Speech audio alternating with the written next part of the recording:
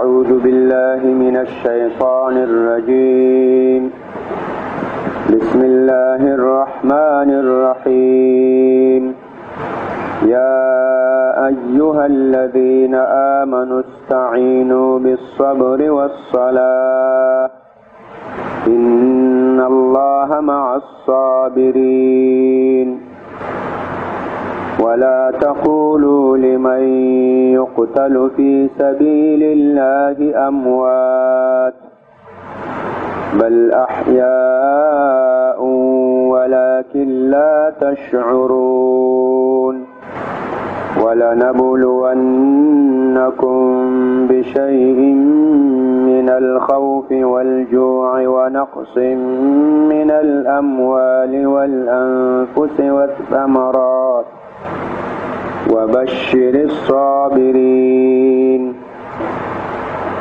بسم الله الرحمن الرحيم. سورة البقرة آيات نمبر 153. يا أيها الذين آمنوا استعينوا بالصبر والصلاة. اے هغه کسانو چې کوم چې ایمان راوړی یعنی اے مومنانو استعینوا تاسو طلب دی مدد او دی معاونت وکړئ د صبر په صبر سره والصلاة او په لمانځه سره. د دې آیاتونو مناسبت لري مخکې آیاتونو سره. دا څه مناسبت لري، څه ربط لري؟ په دې مخکې آیاتونو کې الله تعالی د قبله د تبدیل بیان وکړو چې قبله دا له بیت المقدس نه بدله شوه مسجد الاقصی ته، او د دې خبرې بیان وکړو چې په دې مسله باندې دا د قبله په تبدیلی باندې منافقینو، یهودیانو، اهل کتابو او مشرکینو ډېر اعتراضات وکړل، ډېر غلط تبلیغات وکړل او مسلمانانو نبی علیه الصلاۃ والسلام ته لوی تکلیف ورسول. نو الله تعالی اوس دلته د صبر ذکر کوي چې اے مومنانو په تاسو باندې په دین په کارونو کې، د دین په احکامات او مسایلو کې داسې به بل وخت هم د کافرانو، د منافقانو، د یهودو، د نصاراو د دغو له طرف نه به تاسو ته مشکلات رسی، اعتراضات به در باندې کوي، غلطي پروپاګانډې خبرې به کوي، د تاسو په دین باندې به ملنډې کوي، استهزاء به کوي، پسخند به کوي. تاسو به د ټولو مشکلاتو مقابله کې د الله تعالی نصرت او مدد غواړئ. د ټول کارونو په باندې څنګه په چا به مدد غواړو؟ په صبر سره په کارونو باندې به صبر کوئ، والصلاة او په لمانځه سره. که څومره سخت کارو د تاسو په ژوند کې، تاسو به په دې کار باندې صبر کوئ، او چې څومره لوی تکلیف وي تاسو به لمونځ کوئ، په لمانځه سره به په کارونو باندې تاسو د الله تعالی مدد غواړئ تر څو په تاسو تکلیف آسانه شي. نو دا د قبلې په تبدیلي کې تاسو ته لوی تکلیف رسېدلی، بس صبر کوئ د دې کافرانو منافقانو د خبرو اعتراضاتو مقابله کې، او الله تعالی ته رجوع کوئ، لمنځونه کوئ. په دې سره به دا ټول تکلیفونه آسانه شي، دا به ختم شي، کافرانو اعتراضونه به ختم شي، د تاسو قبله به ثابته شي، یقیني به شي، ټوله دنیا کې به واضح ښکاره شي. دا رښتیا هم هماغسې شو. صحابه په دې خبر باندې صبر وکړو، نبی علیه الصلاۃ والسلام صبر وکړو، الله تعالی ته لمنځونه وکړل. عادي کافرانو اعتراضات نن سبا د مسلمانانو په قبله باندې نشته، هماغه وخت کې ول بس ختم شول. یا ایها الذین، اے هغه کسانو آمنو چې تاسو ایمان راوړی ده، یعنی اے مومنانو استعینو دا باب د استفعال، استعان یستعین استعانتا، مجرد یا عون دا مدد توای، نصرت توای. استعان یستعین استعانتا طلب دی مدد، طلب دی معونت. په عربي کې داسې یو قاعده ده، یو فعل راواخلې او پاول کې په دې کې الف سین تا دا زیات کې په هغو کې معنا د طلب پیدا شي، لکه غفر مغفرت دا معافي ته وایي، استغفر طلب دی معافي، له الله نه معافي غوښتل، له الله تعالی نه مغفرت غوښتل، دا د استعین و کار. دلته عون دا مدد توای. استعینو مدد وغواړئ، استعینو مدد وغواړئ په خپلو کارونو باندې بالصبر په صبر سره، والصلاة او په لمانځه سره. صبر چاته وای؟ صبر دا په یو کار باندې ځان را بندول، په یو کار باندې ځان ټینګول، دې ته صبر وای. اوس مثال تل منځونه کوي، دا لمونځ تکلیف لري، سبایي وختي را پاڅېږه له بستر نه له دې نه اودس کوه جومات ته روانېږه، دا تکلیف لري، بوج لري، ته به په دې صبر کوې، دا تکلیف به برداشت کوې. روژه نیسې، دا تکلیف لري، ګرمي وي، لوږه وي، تنده وي، ته به په دې باندې صبر کوې. ټول د دنیا کارونه چې کېږي، که د دنیا یې که د آخرت، دا په صبر باندې کېږي. طلب د علم کوي، غواړې چې علم حاصل کم، حافظ د قرآن سم، عالم سم د قرآن د حدیث، صبر به کوې. لوږې، تندې، بېخوبي وي، مطالعې کوششونه به کوې. غواړې لوی ډاکټر سې، صبر به کوې. سکول به وایې، کالج به وایې، یونیورسټي به وایې، بېخوبي به تېروې، لیکل به کوې، مطالعه به کوي، سټډي به کوي، دا به کوي، بیا به ته لوی ډاکټر سي، بیا به ته لوی انجینر سي. غواړې لوی مالدار سي، صبر به کوي، سفرونه به کوي، کېدای شي څوک د سره دوکې وکړي، ګزاره به کوي، د خلکو خبرې به تېروي. تکلیف په ځان برداشت کړي او په تکلیفونو کې ځان ټینګ کړي.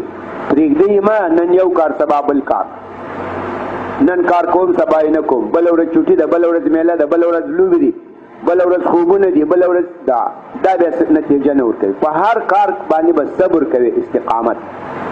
استعینو مدد وغواړئ، علی الامور مفعول به حذف کړئ، مدد وغواړئ په کارونو باندې بالصبر په استقامت سره. استقامت وکړئ په یو کار باندې ځان مضبوط کړئ. والصلاة دا یو، دا صبر دا بیا درې قسمه ده. یو صبر علی الطاعات، په طاعاتو باندې به صبر کوي، په عباداتو باندې. عبادات دا په نفس بوج لري، دلته نفس کې شیطان وي، غرائز وي، وساوس وي، چې سبایي سي بس شیطان درته پرېږده، وخت لا ډېر ده. مثال سبایي جمع 5:30 بجې کېږي، ته چې راویښ سې 5 بجې، شیطان درته پرېږده، نیمه ګنټه لا پاته ده، ښه خوب کېږي. دا سړي ته وسوسې ورچوي. داسې بل وارې ساعت ته وګورې 10 منټه پاته یې، اوهو دا خو ناوخته سو، چې تر څو اودس کوې جمع درنه ځي، بس دلې به لمونځ وکړې. ځنو بیا واړه ډېر ټیم نه تر لمر ختلو، وروسته چې راپورت، اوهو دا خو لمونځ هم لاړه ده، ګوره 6 بجې دي، تر څو اودس کوو لمر به راختلی. داسې دا عبادت په نفس بوجي، ته به په دې باندې صبر کوې، استقامت به کوې. دا صبر علی الطاعات شو. اوس روژه نیسې، دا تکلیف لري، بوج لري، لوږه وي، تنده وي، ته به په دې کې صبر کوې. جهاد کوې، دا تکلیف لري، بوج لري، زخمونه لري، قیدونه لري، بندیخانې پکې راځي، دا د کافرانو ظلم وي، تعدا وي، ته به صبر کوې. هر د دین کار چې کوې، هر عبادت چې کوې، دا په نفس باندې بوج وي، ته به په دې صبر کوې. دا اول قسم صبر علی الطاعات، صبر په عباداتو. دویم صبر علی المصیبات، مصیبتونو باندې صبر. د نفس یو داسې عادت ته چې دته مصیبت ورسېږي، نفس وایي اله چیغې شروع کړه، شور ماشور شروع کړه، دنیا خبره کړه، فریاد وکړه، لکه دا د شیګانو غوندې. مصیبت څو وخت رسېدلی دی، اوس ځانونه وهي راوهي. دا د هر چا نفس همداسې وایي چې اله چیغې شروع کړه، مخ په څپړاخو ووږه، ګریوانونه څیري کړه، دنیا خبره کړه. ته به په دې وخت کې صبر کوې، وایه به انا لله و انا الیه راجعون. وروسته بیان راځي. دا صبر علی المصیبت، بې اندازې شور ماشور به نه کوې، دومره ژړا به کوې، دومره فریاد به کوې څومره چې شریعت اجازه درکړي. دا صبر علی المصیبت. دریم صبر عن المعاصی، له ګناهونو نه صبر کول. په نفس کې، انساني نفس کې ګناهونو خواته کشش پروت ده، ګناهونو خواته جاذبیت پروت ده. نفس چېرته ګناه وویني، دا نفس هغې خواته کش کوي. نو ته به دا خپل نفس په خپل قابو، په خپل کنټرول کې ساتې. هغه چې کله د ګناه خواته کش کوي، ته به یې بېرته را کش کاږې، والکه څه کوي، دا ګناه ده، ناروا ده. دا صبر عن المعاصی شو. نو صبر درې قسمه ده. صبر علی الطاعات په عباداتو صبر کول، صبر علی المصیبات په مصیبتونو صبر کول، صبر عن المعاصی لګناهونو ځان را صبر کول، ځان را بندول. یا ایها الذین اے هغه کسانو آمنو ستاسو ایمان راوړی، یعنی اے مؤمنانو استعینو الله تعالی نه مدد وغواړئ په خپلو کارونو باندې بالصبر په استقامت سره، یعنی صبر وکړئ په عباداتو، صبر وکړئ په مصیباتو، صبر وکړئ له معاصیو له ګناهونو، والصلاة او د الله تعالی مدد وغواړئ په لمانځه سره. حدیث شریف کې راځي وای کان رسول الله صلی الله علیه وسلم، وای د نبی علیه الصلاة والسلام شان داو اذا حزبه امر کله چې به یو خبرې خفه کو غمجن کو بادر الى الصلاة لمانځه ته به جلدي وکړه، لمانځه ته به منډې کړې، په لمانځه به ودرېدو. یو خبرې به خفه کو، خبر به ورته راغی چې ډېر لوی دشمن ده په تا باندې حمله کوي، نبی علیه السلام به لمانځه ته متوجه شو. د ملګرو د دوستانو د شهادت خبر به راغی، په لمانځه به ودرېدو. دا طلب د نصرت شو په لمانځه سره، په لمانځه به د الله نصرت غواړي. علماو د دې وجه ویلي، تاسې دې وجه ته پام وکړئ، په لمانځه به څنګه د الله مدد غواړي. هسې د وضاحت لپاره یو مثال ذکر کوو. په دنیا کې چې تا ته یو تکلیف ورسېږي، د مال د دولت د پیسو، سړی له چا نه مدد غواړي؟ له داسې کس نه سړی مدد غواړي چې په هغې کې درې خبرې. اول دا چې تا یو نږدې یار دوست وي، تره وي، کاکا وي، ماما وي، داسې 100-150 کلو ملګری انډیوال وي. په دې مصیبت کې دا د مال د دولت په تاوان کې سړی له داسې نږدې ملګري نه مدد غواړي. دا یو. دویم دا چې هغه د تا ملګری مالدار وي، که د تا نږدې ملګری وي خو تر تا پسې خواري، لوغونه به څه غواړي چې هغه مال دولت ولري، مالدار وي. دریم دا چې په هغو کې جوادت و سخا وي، بخیل نه وي. که د ډېر نږدې ملګری وي، تره وي، کاکا وي، ماما وي، مالدار وي، خو بخیل وي، بیا هم څوک نه ورځي، پیږي چې 1 روپۍ هم نه راکوي. نو له داسې یار دوست نه سړی مدد غواړي چې هغه تا ته نږدې وي، مالدار وي او سخي و جواد وي. اوس برا الله تعالی تر هر چا موږ ته نږدې ده، د موږ خالق ده، د موږ رازق ده، او الله تعالی تر هر چا غني ده. ټول د دنیا نعمتونه چې دا بندگانو ته ورکړي دي دا الله ورکړي. دا خلک مالدار دي، دا د الله له ورکړي نه مالدار. الله دومره غني ده. دریم الله جواد ده، الله سخي ده، داسې نه ده لکه بندگان غوندي. نو دا درې سره خبرې په الله تعالی کې په طریقې د کمال سره دي. نو باید سړی له الله نه مدد وغواړي. نو تاسې مدد وغواړئ په خپلو کارونو باندې په صبر، په استقامت و صلاح، په لمانځه سره. الله تعالی ته په لمانځه ودرېږئ، په لمانځه کې له الله تعالی نه سوالونه کوئ. دا لمونځ له الله تعالی سره خبرې دي. ایاک نعبدو، یا الله خاص تا ته عبادت کوو، و ایاک نستعین، او خاص تا نه موږ مدد غواړو، نصرت غواړو. دا لمونځ له الله سره خبرې دي. نو په الله ته په لمانځه ودرېږه، خپل مشکل الله ته ووایه. ان الله یقینا الله تعالی سره مع الصابرین، الله تعالی له صابرانو سره ده، الله تعالی له صابرانو سره ده. نصرتن یعنی نصرت له صابرانو سره ده. یقینا الله تعالی مع الصابرین، الله تعالی له صابرانو سره ده. معونتن مدد له صابرانو سره ده. فضل احسان له صابرانو سره ده. ولا تقولوا، د دې آیاتونو سبب نزول د بدر په غزا کې تقریبا 14 کسه مجاهدین دا شهیدان شو.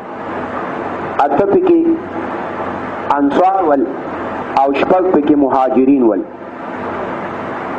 صحابه کرام راغلل لنبی صلی الله علیه وسلم نه دې تپوسو چې یا رسول الله دا صحابه خو شهیدان شول، دا مړه شول لاړل.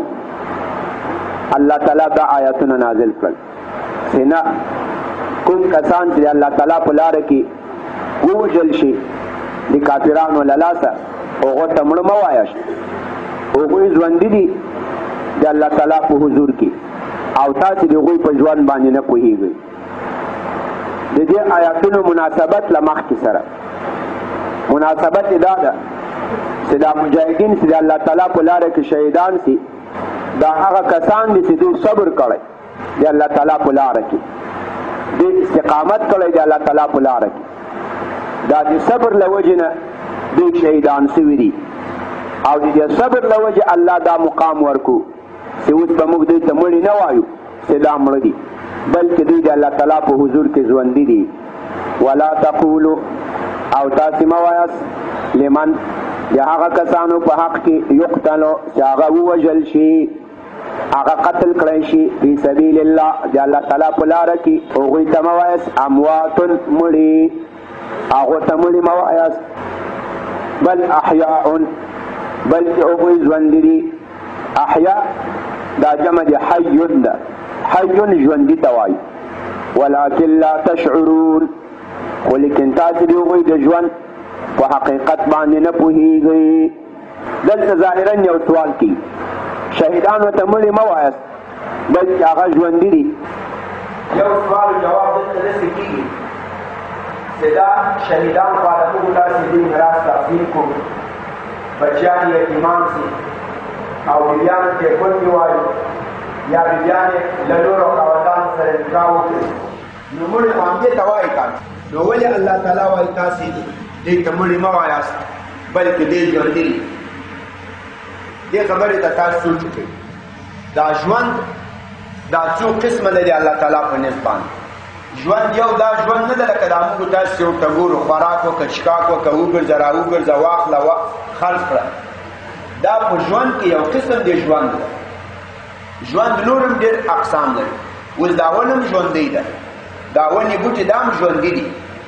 د الله تعالی ثنا وایي لویېږي غټېږي د ونو یخني کېږي د ونو ګرمي کېږي ونو ته تکلیف رسېږي هغه ژوندی دي خو خبرې نشي کولی له یو جي نه بل جي ته تلای نشي دارنګه دا نور انبیا په قبر کې هغه ژوندي دي خو موږ ته هغه کیفیت نه معلومیږي ځکه الله تعالی ولکن لا تشعرون تاسې نه پوهېږئ تاسو خو دا یو قسم ژوند پېژنئ اوس بچی د مور په ګېډه کې هم ژوندی دي هغه لویېږي خوراک کوي چښاک کوي خو موږ ته خو د ژوند نه معلومیږي موږ ته په هغه کیفیت باندې نه پوهېږو چې هغه ته څنګه خوراک چښاک کوي تفصیل یې موږ ته نه ده معلوم دارنګه په قبر کې هم شهیدان دا ژوندي دي خو په داسې ژوند سره چې موږ ته تفصیل نه معلوم دا د دنیا د ژوند په حساب دی مړه دي په یو حدیث شریف کې دې تفصیل راځي وایي دا د شهیدانو ارواحونه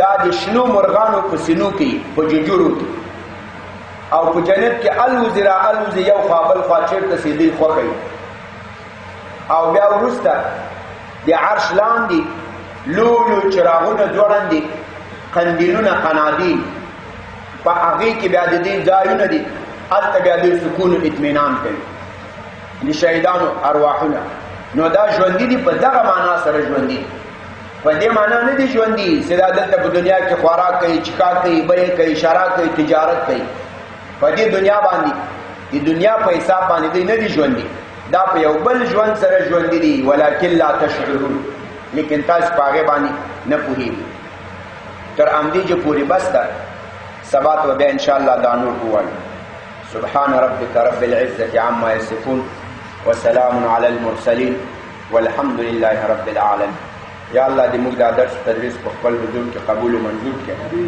که څه زیادت و نقصان شوی ته موږ ته معافي وکړي او یا الله موږ په مصیبتونو نه خپل حفظ و امان کې وساتي یا الله په نیکو افعال و عباداتو باندې صبر و استقامت را نصیب کړي یا الله کوم کسان چې تا په لاره کې شهیدان شوي دي ته مرتبې اوچتې کړئ دې لوی لوی جنتونه نصیب کړي خپلوانو ته د الله تعالی اجر و ثواب ورکړي د یتیمانو د الله تعالی ښایسته روزنه پالنه وکړي یا الله څوک چې تا د دین خدمت کوي هر چېرته وي هر څوک وي یا الله ته حافظ ناصر مددگار شي یا الله څوک چې تا په دین باندې خرچې کوي ته په مالونو په اولادونو په عمرونو کې خیر و برکت واچوي دلته موږ تاسو یو دوست کړو د منزل په نامو هغه څو ورځې مخکې وفات شو هغې ته هم دعا وکړئ الله تعالی د غریب رحمت کړي الله تعالی د قبر د جنت روضه وګرځوي ډېره ناروغي تېره کړې وه. الله تعالی دې دا ناروغي د دې لپاره